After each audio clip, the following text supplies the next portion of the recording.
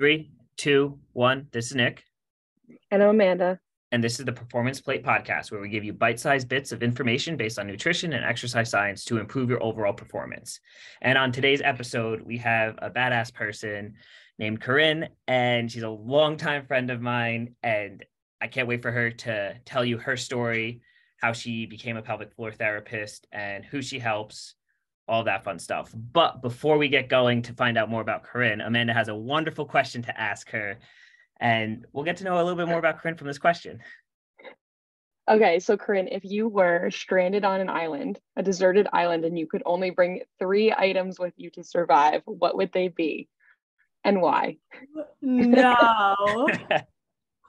Hitting me with this bomb. Okay. Nick's really going to laugh at this one, but 3 items. Can it be food related or no? It can be whatever you want. It can be anything you want. I gotta survive. You gotta say eggs. I'm gonna say eggs. I debated an egg pan because then we know that then I could cook eggs if I have, I can. That's smart. Resource. So I do have a designated egg pan for those of my people who know me very well. I'm gonna give you an authentic answer because my second thought was gonna be my dog, but then I have to also feed my dog. And I have to feed myself. So I don't think that that's the best option. Shit, man. I would like some sort of weapon. Like if I need to resource, I need a weapon. For sure. So I can't do a gun though, because gonna run out of bullets. I'm thinking out loud. A knife, maybe. Yeah. Like a nice machete to cut shit open. A nice machete. It sounds pretty dark, to be honest. And I need one more. Yeah. I'm trying to think functional.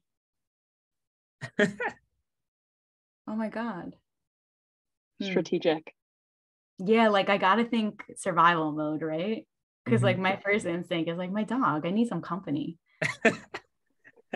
Can't be alone. I'm on an island. A boat. I need a boat. Fair. Oh, you just solved the whole question. well, no, she doesn't have gas. How's she gonna motor the? Why can't it be a rowboat? It could be a rowboat. You're gonna row. Okay, that's fair. Yeah. Yeah, I just gotta stock up on my food with my machete. Exactly. So you're going to have to forage for food to survive whatever trek you got to go on the rowboat. You got to feed yourself calories because you can't be underfed. Yeah. So I like it. You have to catch fish with her machete. Exactly. So we were on eggs, a machete, and a boat. Yeah. So somewhere to get somewhere, even though I'm literally in the middle of an island, but who knows, maybe I'll stumble upon a yacht and then bam, I'm good. All right. I approve. I love it. Right. So everyone, anyway, this is Corinne. It's our fun. We know more about Corinne, how much she loves eggs and her dog, obviously. So yes, Corinne has been a longtime friend of mine at this point. I don't even remember when we first met. Probably I feel like it was 8 years ago at this point, if not more. Yeah. And she's crushing it. She's a pelvic floor physical therapist, but more or less why we brought her on is because we want to talk about her story and how she feels about pretty much telling her story and how it can be so powerful, just embracing your story. Right, Corinne? Yeah. So Nick had asked me, actually, he didn't really ask me. I know, I told you. Hey, Corinne, you're going to be on Amanda and I's podcast and, just think about what you want to talk about. And I was pretty stumped. I was I don't know. I can talk forever, right? On so many topics, and we all have similar minds. So we have a lot of the same common interests. So I was and so I really had a hard time. So we were at a conference, and I was, of course, it was 11 p.m. shower thoughts, and I was really all right, I got it. I'm writing on the shower door. I'm I'm gonna remember it. ADHD brain, I'm gonna remember it. So it was really what had come to mind and what I felt was going to be like the most authentic and organic conversation, and hope that someone can take away some little bit from it. But the main point of that, everyone has a story, and your story doesn't have to be too big, right? And so it can be small, right? It can be small little things that define you, right? We are defined by connection and experiences. And I think connection can go a long way. And something that really came to fruition to me is that we as humans connect to each other, nature, animals, and most importantly, the foundation, we connect to our breath. Yes. So like, leading in, I'm gonna hit you with a little bit of a bomb, but it's true. So I guess we can go, depending what you guys think, but into about like the foundation with breath and like pelvic health, if you want me to. Yeah, I was gonna ask, is this part of the reason that you love your profession so much? This appreciation for connection? Totally. Yep. And just physical therapy in general, right? Like if we zoom out a bit, aside from the pelvic health, we zoom out a bit, we connect to our patients on different levels, right? It's a, you're coming to us because something is wrong, right? And you're seeking help for something that you want to try and change or fix, right? So developing that rapport and that connection with that person on a deeper level is really important for the healing process and the plan of care and et cetera. So I think that was like one of the main driving factors. Yes. You remember, do you remember the conversation we had when you were torn between PT and PA? Yes. So that was huge. Yeah. So what was the thing I said to you?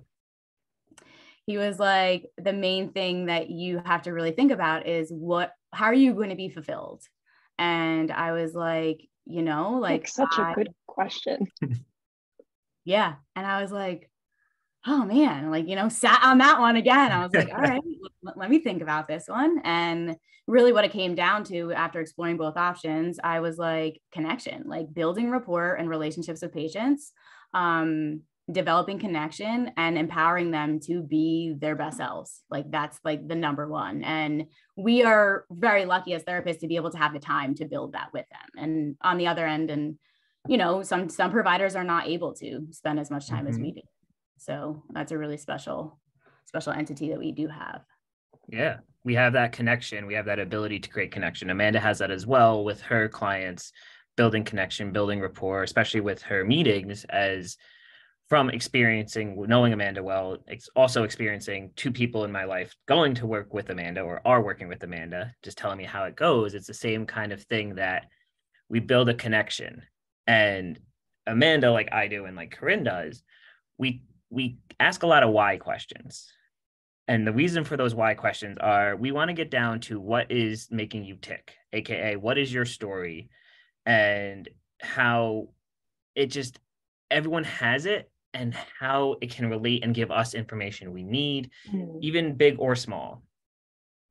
Yeah, and how that's fueling us into where we want to go and where we want to be and who we want to be, and what thoughts and beliefs are serving us and which ones are holding us back. We can learn so much about ourselves when we really get curious about our story. And I'm obsessed with this conversation around like your story does not have to be this big, massive thing. Yes. Because, I think with like social media, especially, and people sharing their stories, it's a great thing. But I think sometimes it can feel like, oh, wow, like, I don't have a story like that. So, my story doesn't matter type of thing, which sounds pretty crazy, right? But we know that, as you said it so well before, like we're shaped by our experiences and our relationships. And I think there are so many people that can relate to you and your story, because I think your story is interesting. And I would love to hear more about that and even just, what you want to talk about today. And I think that will help people understand kind of what we're saying here. Yeah. Because Corinne, tell us your basic, like you don't have a grandiose, like, oh, I lost my leg or something like that. But no, I mean, I'm lucky. I'm very lucky and grateful. Yes, you have but I'm sure your situations that you've been through with being a collegiate athlete, doing all of these things up until then, struggling with after being a collegiate athlete, how to stay active, but dieting, nutrition, all of these things. I'm sure so many people experience that, but it's not this craziness where you're just like, yeah, whatever. Like, no one wants to hear about this. But at the same time, it's like, wait, I know you're not the only one that has told me this as a collegiate athlete before. And everyone wants to hear this, but no one's saying it because they're like, it's not that big of a story. It's not that cool. It's like, no, it's awesome. And just you got to tell it. Yeah. And how, like we said, our experiences shape us. And it's like, just because we think it's normal, it's not necessarily normal what we have, but it's more common than anything, right? Like you see it among like a lot of these things that we can touch upon, as we see it among a lot of college athletes, and just in general, people going through that transition from high school to college, then to, okay, what's next, right? So it's kind of like, they say your 20s are easy, and I'm not going to say that they're not, but there's different challenges that we're presented with in those years that I feel like are super crucial. But at the same time, they're like, oh yeah, but they're your fun stage. Like you're partying, you're doing this, or you're whatever, like, however you want to live them. But I feel like there's, was specific things that I look back upon, even though I was going through life. Like I wouldn't have, now that I look at and I reflect, I wouldn't have really thought of it to the capacity that it was, and how it influenced me and how it affected me in my decisions, right? Mm-hmm. So I guess bouncing off that, we can bounce off the collegiate athlete, just going into that. I mean, we know, being a female and just being in sports in general, that it's always the body image, right? Body image is going to be number one. It's going to be next, eating, right? You can't touch a damn carb because that's going to make you fat. Like, no, X marks the spot. You can't touch them, right? Mm-hmm. So it was this chronic cycle. I can go into like such a deep dive there, but just to, stay head on. But I would say, honestly, you go through this like push and pull relationship of, I need to be skinny, I need to be an athlete, I need to eat as what I need to eat to sustain what you think you're sustaining, you're supporting your athletic self. Mm-hmm. But in reality, you are eating just the bare minimum. If that, right? If that. And you're pushing through every day because you have to go no matter what, right? Mm-hmm. And it's this go, go, go mindset. Next thing. What can you throw at me? I'm on a strict schedule. Like I need to do this, and this. I have 30 minutes to do this. Like I'm there. Right. And so while it taught me very good things, like very good discipline and very good, like, routine based and et cetera, it had its cons. And I think one of the biggest things, we always talk about between Nick and I, and between Amanda and I, is the go, go, go mindset. Right. And I just shared this the other day, and it's like running off stress hormones, and like, mm-hmm. that is not healthy. Mm-hmm. It took me a really long time to understand that. And it's like, well, I'm not hungry. Like, I'm not hungry. I'm not going to eat. Like, that's fine. Like, I'll be skinny then. And it's like, no, yeah. That is not what it's about. Yeah. So, and it's almost like, go ahead. Yeah, go. I was going to say, we think, we don't have any major stress in our life, right? I have the normal stress of being in my 20s, of being a college athlete and transitioning, of going just back to school, of finding a job, of, paying off loans. It's all normal, right? Yeah. But that's like where, again, that stress, we don't necessarily have to live with that go, go, go. And that's where, like, I don't think enough people have this conversation of like, wow, like, maybe I am not feeling as good as I could be feeling, or maybe like my food relationship could be much better. Maybe my body relationship is struggling a little bit, but we think just because, like, we haven't hit rock bottom with it, that it's not important to talk about, and that it's not something that's even worth changing. And a lot of people will get stuck with that mindset. So true. So mm-hmm. true. So I think, yeah. And it's also so easy to ignore. Like, it is so easy because you're just so used to it. Right. So like, mm-hmm. You don't question it. You don't get curious about it. Like you said, like, it's just easy to just keep going and to repeat the habits, like repeat it over and over. And, you know, you want to change, you want to fix it, but at the same time, you're like, someone's pulling you back, right? It's like, nope, you've been doing this for so long, you can just keep going. So why bother? So it's true. Now, how many times you have that conversation a day with patients and stuff as well? Like, hey, they're like, oh, I'm just so busy. Go, go, go, go, go. I'm here, here, here, here. And it's like, wait a minute. And this is one of those, just one point to bring it like back to what we're talking about is just her mindset of go, go, go, go, go. I have to do this. I have to do this. I'm on a strict schedule. I got to do this, all this stuff. You can hear Corinne rattling things off, like how to do this, how to do this, how to do all these things. And it's like, you hear that constantly. And it's like, wait a second.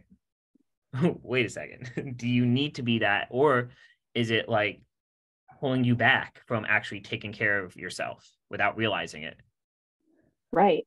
Because as an athlete, it was probably, you know, further ingrained of like, hey, we got to go all the time. And then you take that with you past college too. And then we kind of get stuck in those patterns. And then, you know, sometimes we start to see symptoms pop up where someone's energy levels are low, or they can't lose weight, or they don't feel great, or, you know, periods are irregular, or hormones, gut, etc. Or even from the physical therapy side, we've talked about this before, me and you, Nick, where it's like, you know, that stress can also influence someone's susceptibility to getting hurt or having pain. Totally. And I think that, to bring it back, I think it's a compounding effect, right? So we see those little micro stressors, but like we constantly just put it away, put it away, put it away. And then it builds over time. And it just keeps compounding and compounding. And then, like, you know, maybe you do hit rock bottom. I mean, you know, what's the true rock bottom? Everyone's is relative.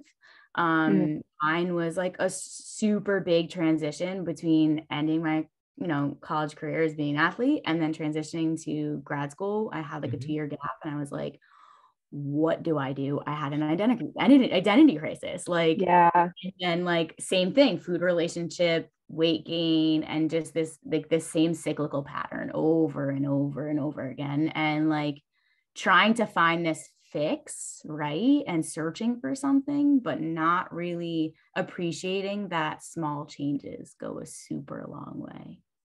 So what made you, I know this answer probably, but what made you kind of hit that point where you're like, I have to take care of me?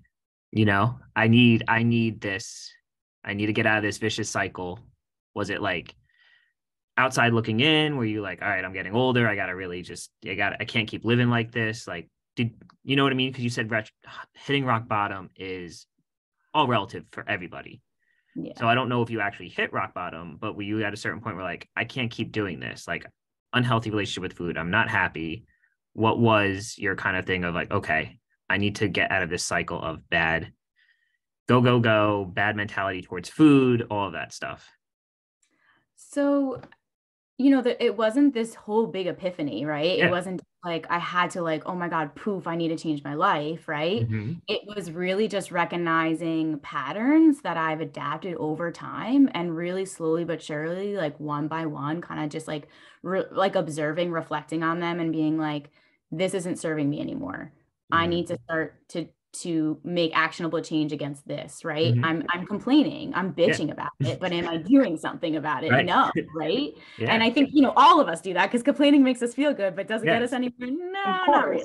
Exactly. But it was really just like making those small little actionable change and then just staying consistent. My personality also, I'm like a 0 to 100 person. You tell me to do something, I'm like, all right, I'm going to do it. You guys know.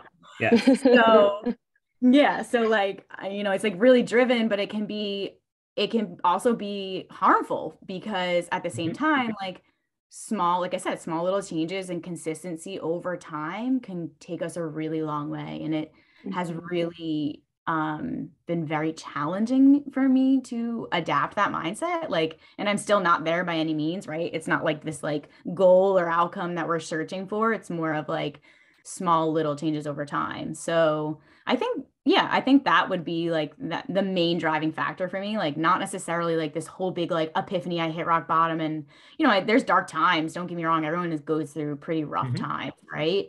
But we get through them. We pull through, and it's really just a matter of I guess calling yourself out too. Yes. Gotta call Totally. yourself out for your own BS. Face your shit. Yeah, Yeah. like face your shit and hold yourself accountable. Your friends will, but you need to hold yourself accountable. Yeah. So, But I yeah. think that's I think it's huge that this is, I mean, as you can hear from Corinne, and it kind of always brings it full encompassing of why I wanted her to talk about this, and her coming up with that. I got to own your story. Listen to what she said again with she never hit rock bottom. You know, she didn't have this grandiose, like, You I don't was have living to. on the streets, Yeah. you know? And once again, it was just little changes over time. She's like, you know, I don't know why every single time the weekend comes by and I completely eat whatever I want to the point where I get sick.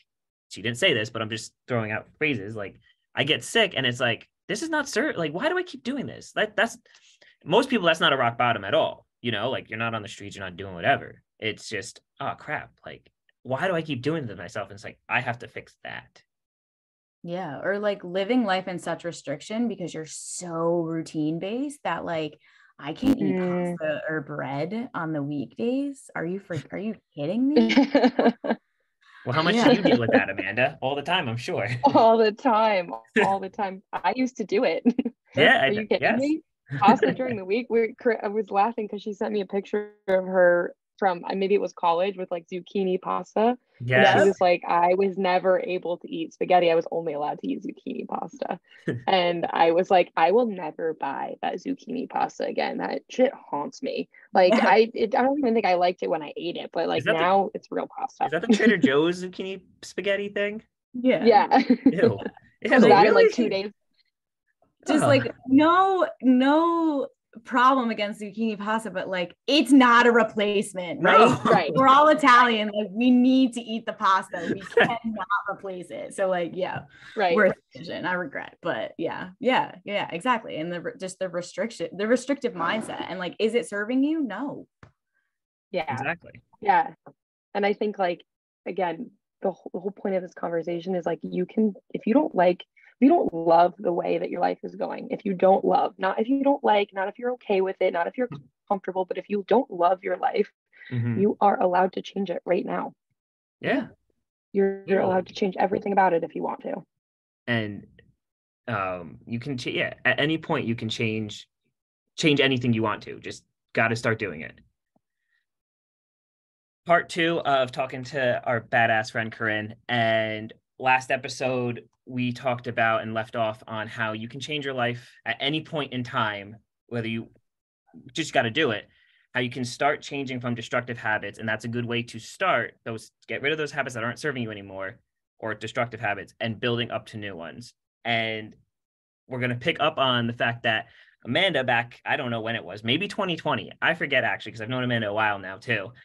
And she was in my office and she was like, Nick, I'm not really sure if I want to just dive all in on my business. I'm not really happy at my job right now. And I'm like, go into the business. And she's like, really? I was like, just do it. Oh, yes. That was such a crazy time.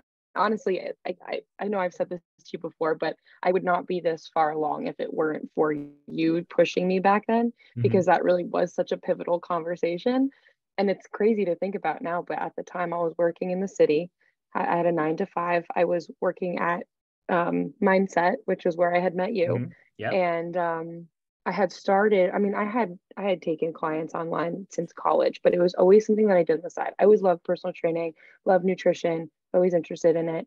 But I always thought of it as like more of a side hustle thing and nothing that I could ever do full time. Like I kind of deprived myself of it. I was like, I can't do that, right? I got to do something that's a little bit more secure, that's more, I don't know, accepted. And I, long story short, like what's meant for you is going to keep bugging you until you do it. And I had gotten to a point where I think I had even submitted like PT applications at that point, and then I threw them out. I do remember that too, actually. But it just wasn't for me. And I had decided to further my education in nutrition, and I was like, Nick, I don't know what to do. Like, I really want to have my own business, and I want to, coach people one-on-one and do that full time. And he was like, okay, So what's the question? I was like, literally, well, I was like, what's the problem? I was like, I gotta quit my job. And he was like, okay, like, what's the big deal? And I was like, okay, you're right. I can do it. So I kind of just went on a whim now and quit, gave my 2 weeks. I don't know if it was directly after that conversation. I think there was a couple things, but obviously I wouldn't change anything for the world now, but it's so funny looking back on that. Mm-hmm. Those little Yeah. things. And then, You were like, your job's yeah, not serving you. Corinne before on the last episode talked about how she had other habits that weren't serving her either. And at one point she was just like, that's it. I want to get rid of this habit. I want to get rid of this. It's not serving me. And we have to understand that at any point in time. And once again, your story is never too small or too big.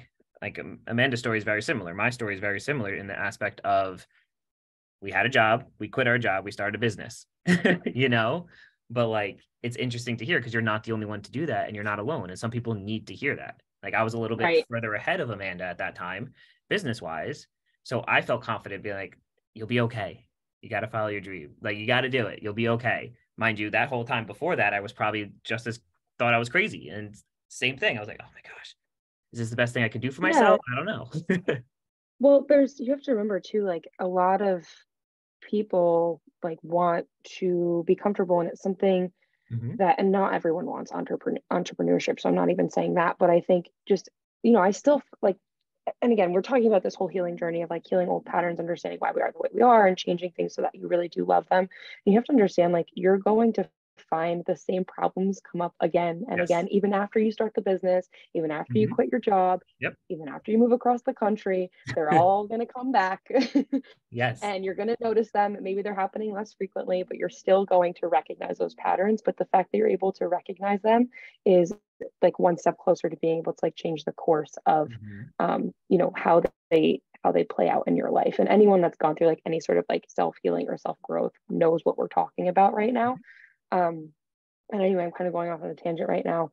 I think, change is hard because we like comfortable, like we're wired for safety. We're not wired for our happiness. So, again, I didn't have very many people in my life that were like, oh yeah, like go do it. Like, it's going to be awesome. Like you were one of the few people that said that. It wasn't like anyone was like, don't do it, but no one was like, oh my God, yeah, it'll go great. But you were like, no, it'll go great. And it was so awesome to hear that. And I think that's like, even when we come back to what we were talking about in the last episode about like connection and getting to know people and like supporting them and supporting like who they are and their story and what they love is so healing for people because it allows them or encourages them to go off and do like what they are passionate about, or even like, it doesn't even have to be their full-time job, or again, it doesn't have to be entrepreneurship, but it just gives them this space to be authentic and be themselves.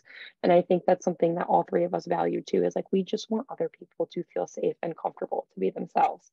Exactly. I think, and so with Corinne, that's something I want her to touch on is one, first of all, if you ever get to meet Corinne in person, you'll meet her and you'll feel like you've known her for 30 years. She sees it, I'm sure, time and time again. She has patience. I felt that way.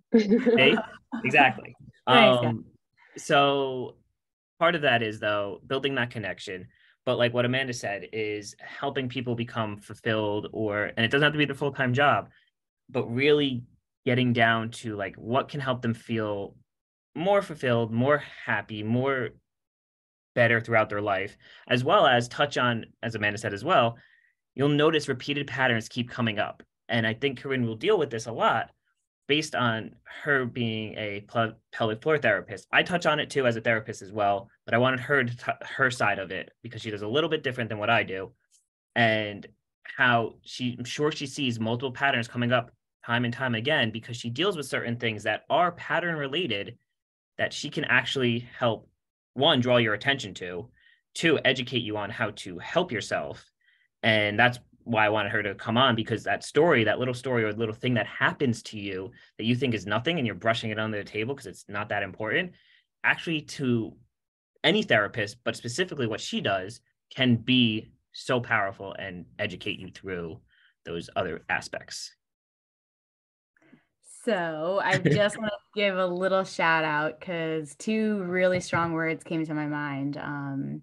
when you guys were talking about, like taking the risk and taking the jump. And I just want to shout both you out because I think you both encompass the word empowerment and resiliency, right? And you both do a very good job, interacting with you guys and working very closely with you guys, on different things.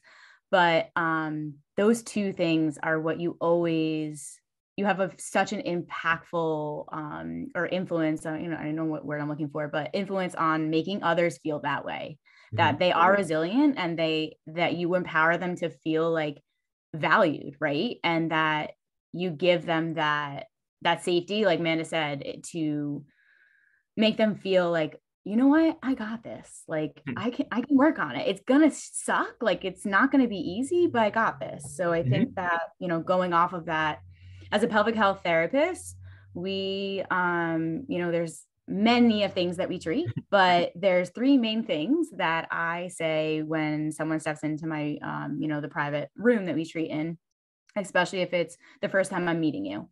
So a lot of times people come in and my patients will come in and they're nervous, like they're scared, they're anxious. They're like, I don't even know what this is. I don't even know why I'm here. Right. So, you formulate all these ideas in your head about what it is. And, for those of you who don't know what pelvic health is, it's women's and men's health. And it encompasses all things from, urination, bowel health, bladder health, sexual intercourse. And so all of the quote unquote taboo things that no one really talks about, right? But are necessary to be talked about because there are very important things that need to be discussed and need to be addressed from that end. So I say three things when patients walk into my door. So one of them is there's no such thing as TMI. Yeah. Number two is that this is a safe space and I want you to feel that this is a judgment-free zone. And number three, never feel obligated to share anything that you are not comfortable with sharing, and you can share at a later date because there is questions that I will ask that are very specific, right? And so the biggest thing in terms of, pelvic health is that us as pelvic health practitioners can dive a little bit deeper from a different lens.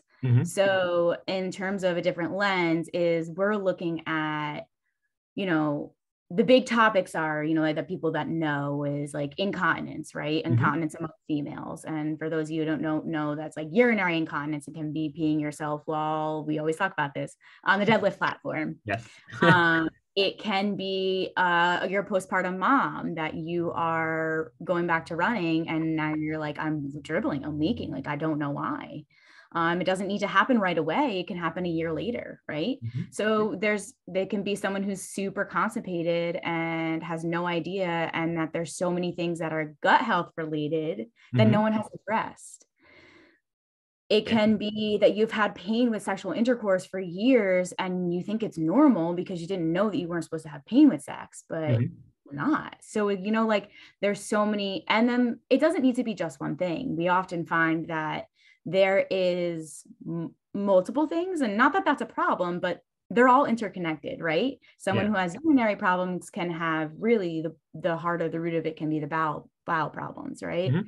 And so the point of discussing all of this is pelvic health really allows, why I got into it mostly is that one of the driving factors, I would say, is that it's building a connection with a patient and just an individual that they can feel in a safe space to share the vulnerable things that they don't really talk about with other healthcare providers, and that they feel safe and give them the tools and the resources to be able to then treat those things that need to be treated, right? Because like sometimes things are gonna keep going on as time goes on, right? But the biggest thing is empowering them to be independent, to be able to have resources that they need, to be able to be like, okay, I can handle this, right? We treat chronic pelvic pain, and that's something that is reoccurring. It can be as zooming out, like stress, right? Stress and pelvic floor are very correlated. Yes. And my patients will look at me like, what do you mean? and And it's true. And going back to that, even, is breath is our foundation. So, you know, the main thing that we will teach is like one of the first times meeting the, you know, the patients in the first couple of sessions will be the foundation of breath and connecting and being mindful of your body. And I think that, you know, bouncing off Amanda and Nick, you guys do the same thing in your professions, right? Like you teach people that, you know, to be mindful of your body. And I think we go off every day, we go through life, right? And we're not even assessing, like, how do I feel? Like, what am I feeling? Right. Yes. Yeah. And going back to the why. So I think that, you know, tying it all together, I think that the biggest thing is one, creating a safe space for the patients to be able to talk about things that are that taboo. Yeah. Two, discussing all things that are PMI. Yeah. Yeah. And then three, teaching, you know, empowerment and resiliency to those people that necessarily, they're like, I've had this going on for like 10 years and no one has really even asked me. And it's like, yeah, but that it's not normal, you know, like, let's address it. And they're like, you can, like, we can do that. I'm like, totally. Yeah. And we're super lucky that we can be one-on-one, like as pelvic health therapists, we can be one-on-one normally, right? Giving your, you know, depending on your business model, but we are one-on-one. So we have that time to spend with patients. So we can build that rapport, which is amazing. What's that phrase? It's not uncommon. No, it's, you know what I'm thinking. Okay. Yeah. So it's not normal. It's just common. There we go. Right. Yeah. It's not normal. It's just common. And I'm sure so many people can relate to that, you know, like we go through and we experience these things and it's like, no, just because it's common, right? It doesn't mean it's normal, right? Yeah. Like one thing that we say with deadlifting on the platform and peeing while you're working out. And it's like, no, just because you see social media blow it up to make it feel normal because you don't want to feel embarrassed. Okay, fine. There's a safe space and a time and a place for that. But it's not normal. It's just common. Exactly. And that's where, like, we always talk about, this whole conversation has been like, you have to telling those little bits, the stories that you don't think are these grand things, like that is one of those things that could be a common thing that happens, but it's not normal. And like Corinne just said, is she'll have people be like, wait, and I'm sure this happens not even like first session, second session, like 6 sessions down the line, and they're like, wait, I've also had this, can you help with that? And she's like, what? Oh yeah. My favorite is tailbone pain, right? And it's like, oh yeah, I fell when I was like, you know, I was a gymnast and I split the beam and I fell and I like, you know, I nailed it right on my tailbone. And I'm like, boom, like this is another thing that we could be treating and, you know, we're 10 sessions in and or like Amanda can relate. It's, you know, in terms of gut health, and it's, you know, a patient has been eating, and we'll refer out when appropriate because we cannot, you know, diagnose, you know, and or provide like really nutritional we can suggest things, but that's not our scope, right? So oftentimes we'll find that if someone's having issues with, you know, bowel health, that we'll refer out because their diet is, and I don't like using the word diet, I would say like really just like food sensitivities and eating habits. And it's like, well, are you really taking care of your gut? Because like that, as Amanda always tells me, like that's the root of it, right? Your gut is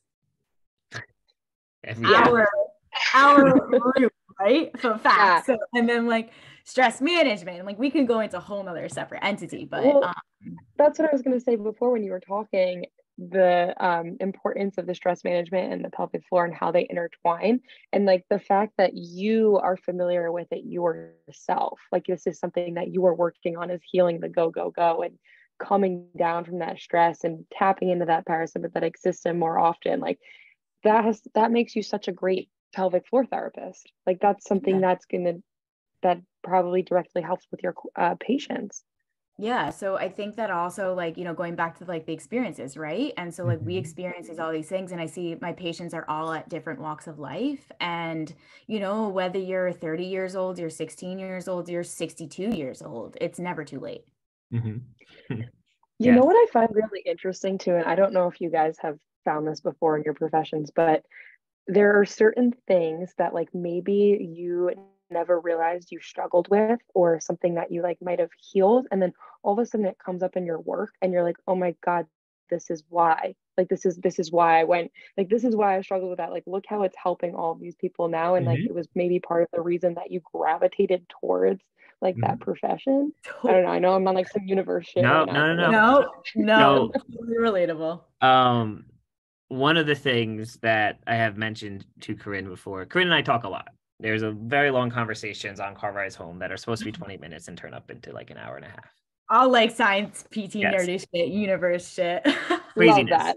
So one of them though, and I specifically remember our conversation about this when she was like, oh, I think I'm going to meet with Amanda. And I was like, do it.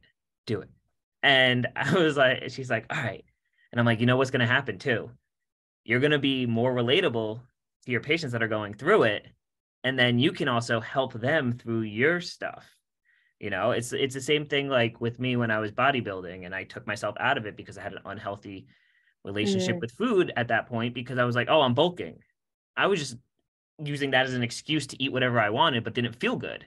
And I was like, all right, so like now I know, like I had you know what I mean? So you're right. We both agree with you on that whole aspect of, yeah, definitely. You experience certain things so you can help people. Like it's so funny. Oh no, go ahead. I think it comes like going back, it just comes full circle, right? So like, you know, you can ask the question, why me, right? So like they always say, like, you ask the question, why me? And it's like, no, it's like, well, this is happening to me. I might not know why now, but maybe down the line, it can serve its purpose when it serves its purpose. Yes. Oh, exactly. I love it. Yes. I love this conversation. Exactly. It's, you never know when. You can always ask and play the pity party or do whatever you want to do. Why me? Whatever it is. Next thing you know, someone else you're going to meet, and we can use something we've already talked about. Me being a PT and helping Corinne choose her PT career. Me already starting a business and helping Amanda decide if she wanted to. I had no idea I was going to help these two, you know, at all. But they were like, I was like, listen, you'll be all right, you know, because I went through it. Corinne's going through a lot of stuff.